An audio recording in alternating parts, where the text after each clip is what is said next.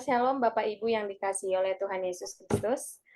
Saat ini kita kedatangan narasumber yang bernama Kak Samuel. Dia juga salah satu mahasiswa teologi di STT Moria. Uh, apa kabar Kak Samuel? Puji Tuhan, sehat. Kak Junita, gimana kabarnya juga? Puji Tuhan, sehat juga. Terima kasih ya Kak, udah mau berdiskusi dengan Ya, saya pada pagi hari ini. Kita ya. akan mendiskusikan penggunaan teknologi dalam menjangkau generasi muda. Kita tahu saat ini generasi muda bukan hanya di Indonesia tetapi di dunia menggunakan teknologi dalam kehidupannya sehari-hari. Jadi ini sangat penting untuk kita bahas, apalagi kita generasi muda Kristen, bagaimana generasi muda ini menggunakan teknologi dan menjangkau generasi muda lainnya. Saya langsung bertanya aja kepada kakak ya. Oke, siap-siap. Bagaimana Kak Samuel melihat peran teknologi dan media sosial dalam membentuk atau mempengaruhi kehidupan rohani remaja Kristen saat ini? Uh, Perannya ya, Iya. kalau buat ya, sendiri sih perannya media sosial, teknologi yang sekarang ya, gadget. Lalu generasi anak-anak sekarang kan lebih kepada generasi yang menengah, ya pertengahan generasi Z sampai generasi Alpha, apalagi yang udah serba ada kan.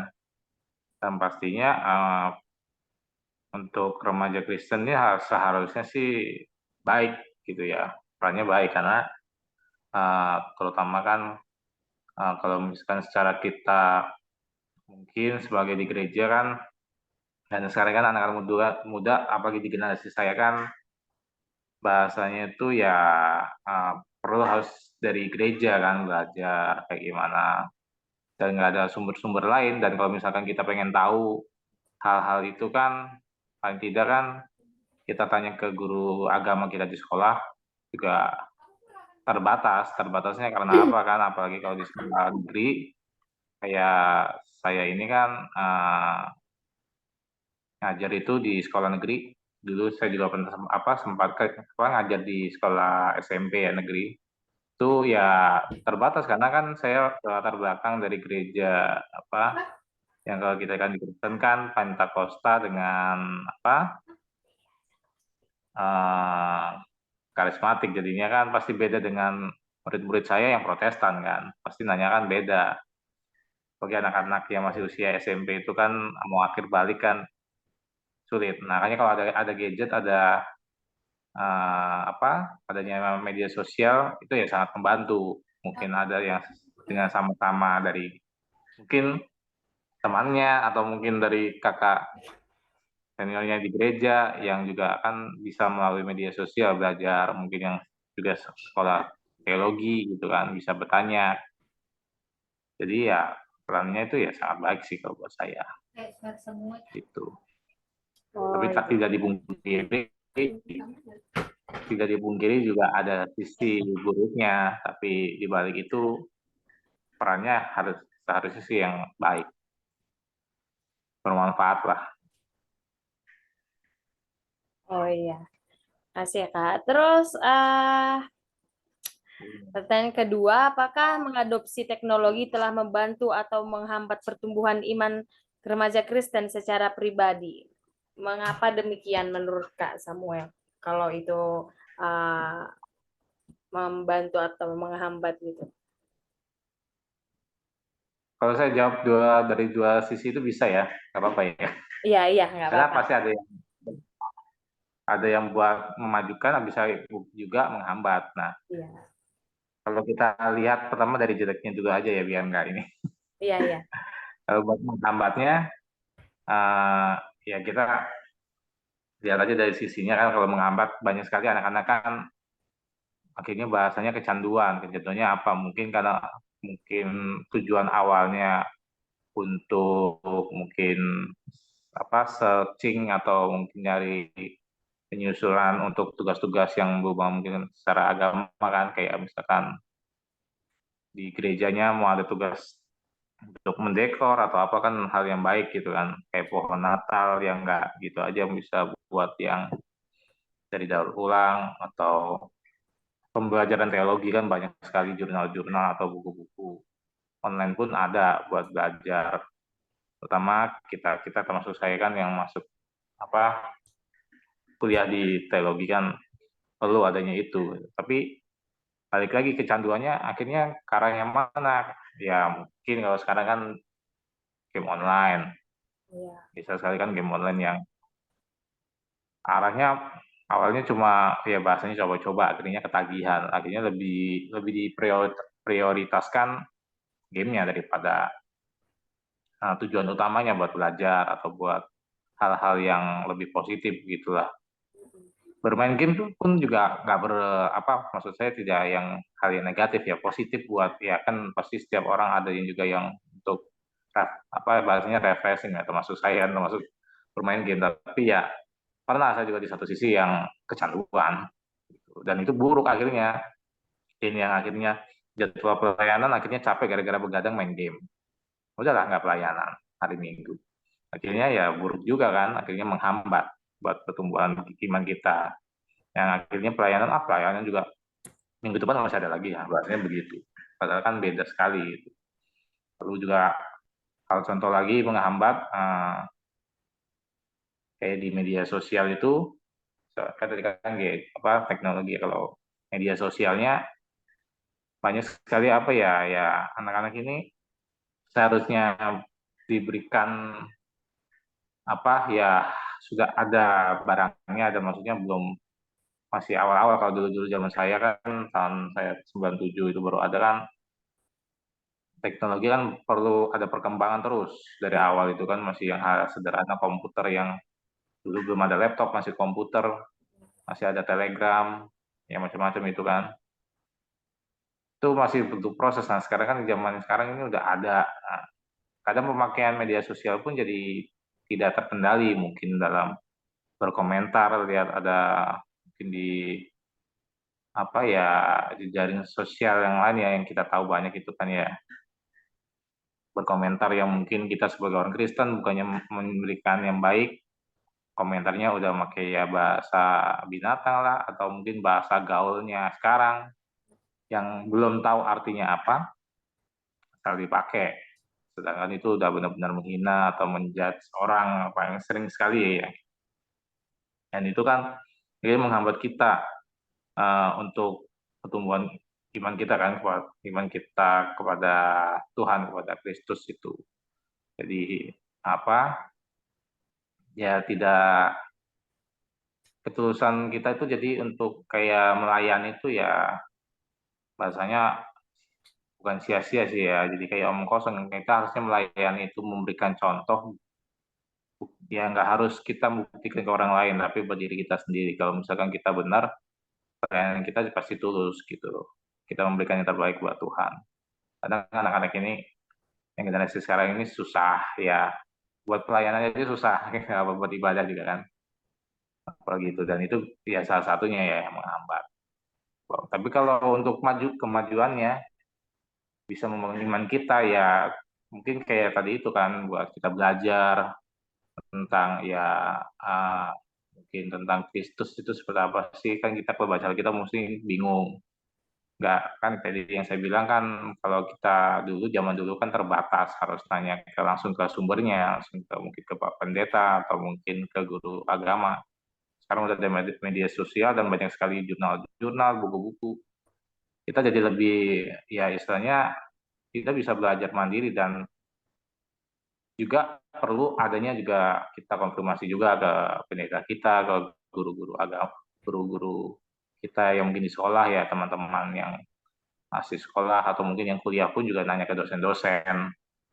Jadi nggak harus cuma baca. Tapi dari itu kan kita bisa belajar mandiri buat tahu lebih berwawasan. Oh ternyata agama mungkin kita membandingkan dengan agama lain, kita nggak asal menjudge gitu. Kayak misalkan oh ya sejarahnya begini ya, sejarah dari kekristenan itu seperti apa dengan apa agama lain itu kayak kita kan di Indonesia kan beragam, nggak mungkin kita kan asal menjudge. Dan hasil contohnya kan pun ada, salah satunya kayak saya dulu kan tinggal di Jombang, di apa Kabupaten Jombang di Jawa Timur kan, ya terlihat apalagi itu kan bahasanya kampungnya Pak Gus Dur ya, salah satu presiden kita. Nah, itu benar-benar terlihat, dan kalau misalkan kita hanya berfokus dan tanpa belajar ya dari adanya media sosial itu, ya akhirnya nggak apa seharmoni yang kita alami, termasuk saya tadi itu di Jombang. Sangat menghormati kayak misalkan kita hari ada Paskah, Natal, ya mereka dengan apa ya contohnya Pak aparat padahal ya agamanya bukan Kristen pun mau jaga tanpa kita minta. Kayak gitu kan sudah terlihat bahwa ya fungsinya media sosial buat kita belajar itu ada buat tidak apa menutup diri untuk kita ya Kristen ya seperti ini, apa yang saya ajarin itu pasti seperti ini. Tapi jangan sampai merugikan orang lain. Terus juga pelayanan kita tulus dan juga pasti ada apa ya bahasanya pembaruan lah, tidak kolot lah. Kayak misalkan kita hanya kan dulu percaya dengan apa omongan kemarin saya kok dengar khotbah di Pak Pendeta saya gini-gini ini, nanti misalkan dari saya kemarin khotbahnya juga kayaknya ada yang kayak gitu juga bahasnya beda. Jadinya debat kan, cuma masalah perkara kecil. Sedangkan kalau kita belajar sendiri dan dari jurnal-jurnal itu, dari apa ya media sosial itu kan banyak sekali, apalagi ada grup-grup kan, kayak orangnya sekarang banyak.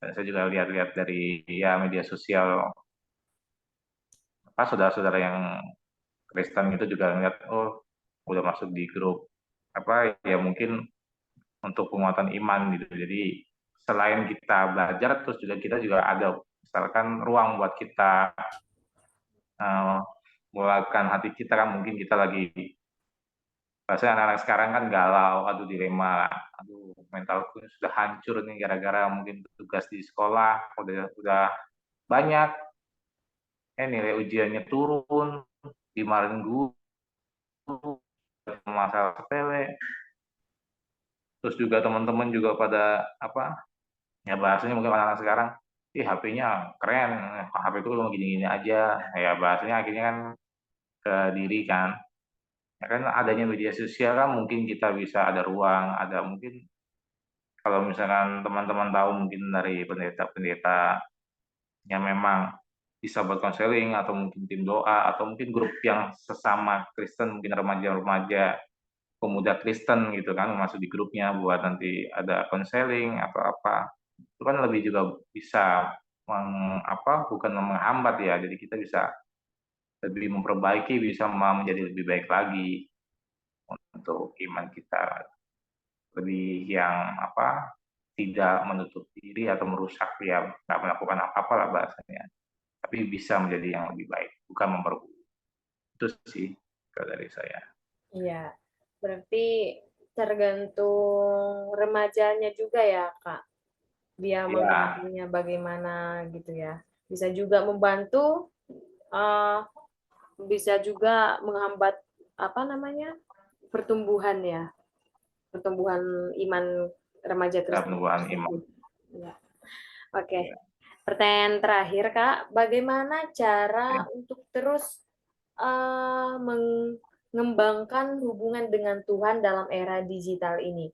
Apakah ada langkah konkret yang diambil untuk memperdalam iman remaja melalui penggunaan teknologi ini, Kak? Caranya sih ya pertama mungkin kalau dari saya pribadi ya, karena kan saya tuh apa yang pasti kan di HP atau gadget sendiri kan pasti ada Alkitab ya. Nah, mungkin teman-teman ya bahasanya malas dan bahasanya mulai udah baca-baca Alkitab yang fisik udah ini ya tadi bahasanya males lah, mager lah. Ya bisa dari HP itu kan. Tapi tanpa kita pungkiri, kalau saya sendiri itu pernah yang akhirnya sempat apa bosen baca Alkitab yang fisik karena kan baca terus kan kadang pusing kalau baca malam-malam. Baca di HP itu kan masih mending, mungkin bisa diatur cahayanya. Kalau misalkan gelap masih bisa dibaca. Itu mah nggak itu juga bisa buat penunjang apa kita memanfaatkan teknologi terutama penggunaan gadget ya buat baca Alkitab. Ada renungannya juga kan beberapa aplikasi yang di Alkitab itu. Buat kita setiap hari bisa ambil saat teduh. Nah, kita tanpa harus mungkin belum dapat renungannya, kita bisa baca di situ renungannya di Alkitab itu aplikasi Alkitab banyak beberapa sih saya nggak merekomendasikan salah satu tapi semuanya itu pasti ada karena saya pernah pakai itu dan semuanya ada buat renungan.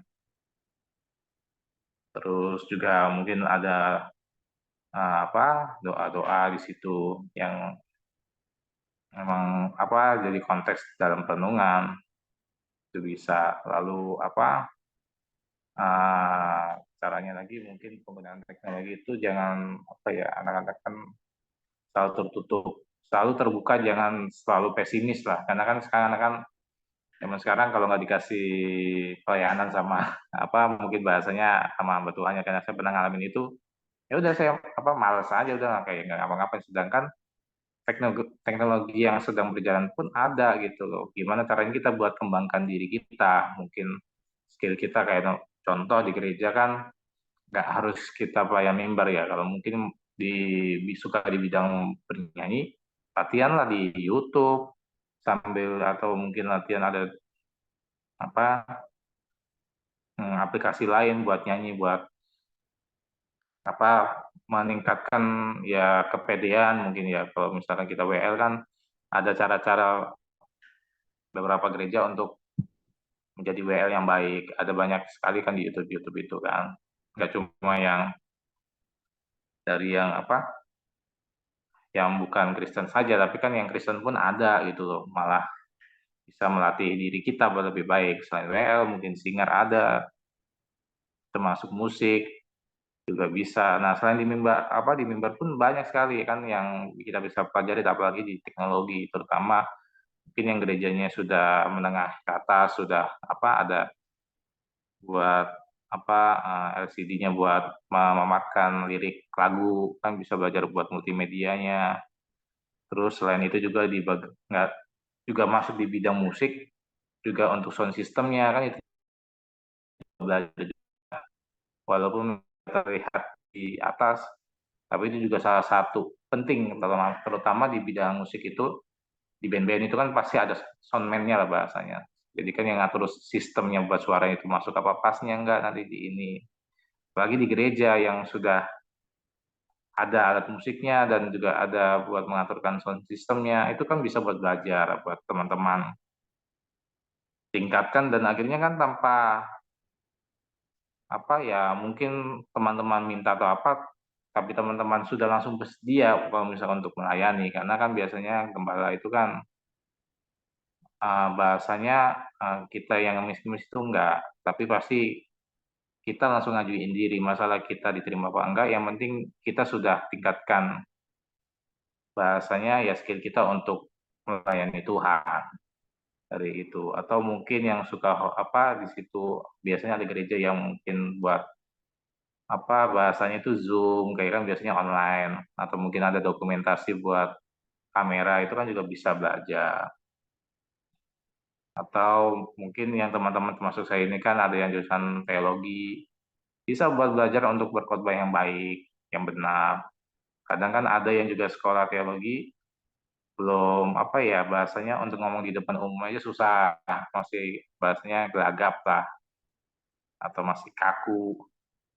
dan bahasanya kan banyak sekali kan teman-teman kan susah untuk berbahasa yang bahasa Indonesia yang dengan baik gitu kan bisa belajar dari situ dari YouTube atau mungkin dari jurnal-jurnal kalau itu yang lebih ke mungkin berkhotbah yang sesuai yang benar ya secara Alkitabiah yang Alkitab agar tidak salah meleneh gitu atau bisa lagi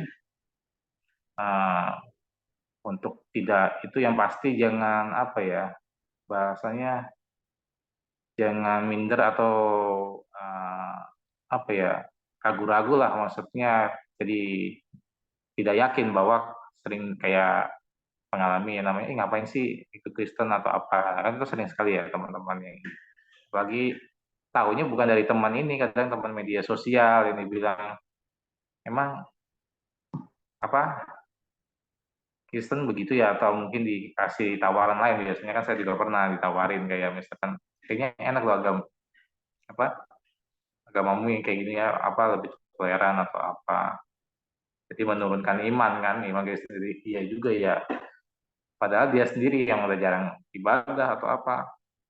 Tapi percaya Tuhan itu selalu ini, apalagi kan biasanya yang tergoda yang sudah rajin gitu. Sudah rajin pelayanan, mungkin sudah benar-benar sering baca Alkitab, tapi